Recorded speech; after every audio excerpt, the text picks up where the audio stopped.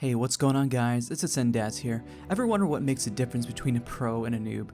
You can practice all the skills you want, but the mindset is really the key difference if you really want to prove at an accelerated rate. You may see all the pros pull off insane shots and wonder, it's gotta be hacks. Or you may see a player who's just bad and you have to ask yourself, is that a bot?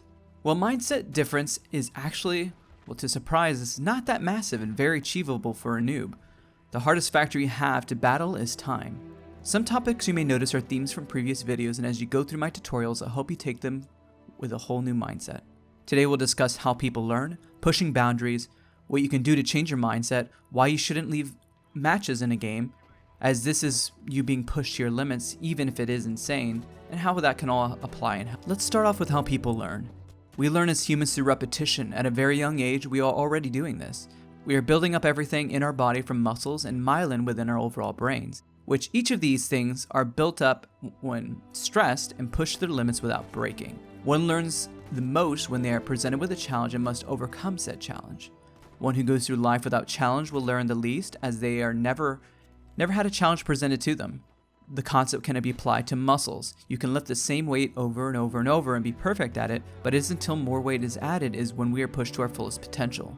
Speaking of potential, ever see someone we consider a prodigy in a certain category, either be sports, art, or gaming?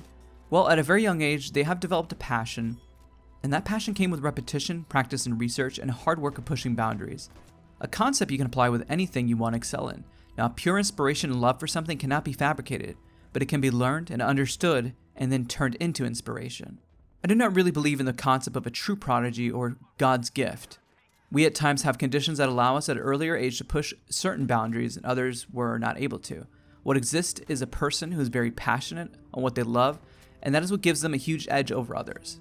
We see too often those give up saying they were not just given that talent. But what they fail to discover is that mindset is what hurts them the most. Of course, it's easier said than done. This, while sounds easy, it's by far the hardest thing to overcome. But let us break down the reality a tad and how it applies to first-person shooters and why you can get to that certain skill level. Understand that human reaction time is average 250 milliseconds. Even the most amazing human being at half of that is 125 milliseconds, which is half the average. Now, the time it takes you to take in information and it being processed through fibers in your body to react, is really 110 milliseconds. Now, yes, seconds do matter, but the biggest lag time that could occur is understanding what is occurring on the screen while you're playing. Some even the best players in the world, if thrown into a new game or setting, will take time to adjust as their brain needs to process the information to become comfortable to react faster. As you can imagine, this will take the most amount of time, and understanding tactics, positioning, and overall real understandings can make and break more so than improving your overall reaction time. Reaction time is something that when you push yourself will improve over time as you grow and learn. A quote to remember, hard work beats talent when talent doesn't work hard. You have to have the overall mindset that everything you encounter is a learning situation. I want to cover why next it is so important that you never leave a game when losing.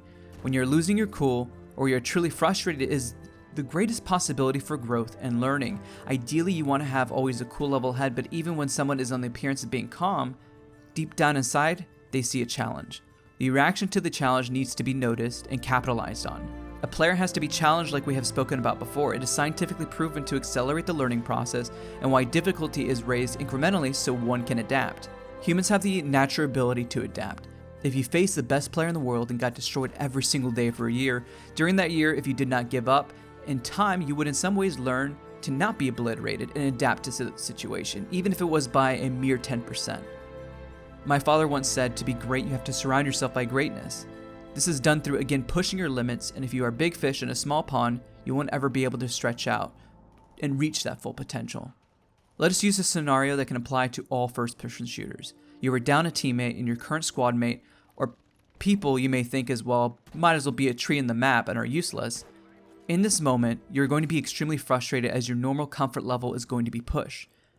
Let me stress real quick that comfort level in terms of overall gameplay is vital. But what we want to do is take that comfort and apply the concepts under stress. You are down a teammate, and now you have to have better positioning, aim, awareness, and have a better strategy. Now it comes down to a numbers game where you physically cannot win, but you can play at peak performance to ensure your own personal gameplay is strong. You may not be able to push perfectly on the objective or play area, but you can push yourself to the most optimal spot where you're effective and bring up the morale of your fellow teammates.